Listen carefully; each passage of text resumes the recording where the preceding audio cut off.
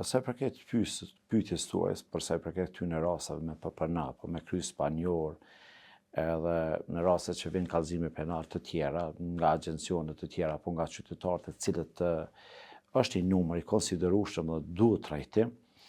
Unë mendoj që është një numër i vogël i atyre rasteve që janë në trajtim. Ju e përmendët se çdo 3 muaj, është e vërtetë se konform dispozitave ligjore dhe kompetencave të mia ligjore, çdo 3 muaj përmes shqyrtimit detyrueshëm apo takimeve me prokuror, i trajtojmë edhe shumë pak raste ka të cilët mbahen në sirtar dhe të cilët nuk trajtohen nga ana e prokurorëve. Nuk kemi raste të tilla të shumta. Sa i përket komunikimit me policinë, e kemi krijuar një komunikim të tillë të cilët jo çdo gjë vjen nga policia te na.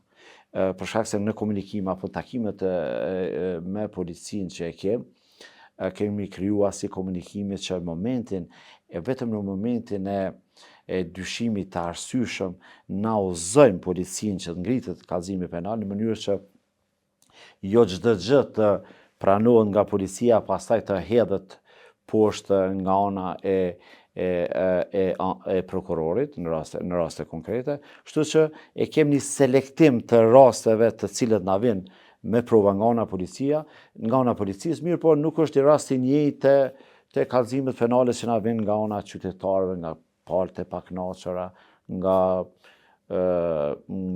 agjencione të tjera të cilët nuk janë shumë adekuat në përpilime apo draftimin akt akuzë e kallëzimeve penale, edhe bashkangjitjes e prova për cilët me të vërtetë na vim në përfundimin të hapet hetimi për atë rast, apo e njëjta apo mundet edhe të pushohet pastaj.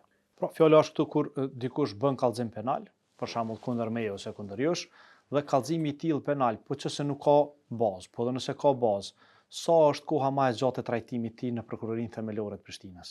Unë mendoj jo, po i kam informatat e sakta në prokurinë tonë se brenda një afati shumë të shkurt merr epilog trajtimi i rastit një kallëzimi penal që vjen. Edhe nuk jepet kohë hapësirë. A është kjo 3 muaj, 6 muaj, sa është? Nuk kam një mesatare të saktë, të jem sinqert, mirë po shumë shpejt për shkak se ndryshon te një prokuror te tjetri, varësisht prej ngarkesave të cilët i ka.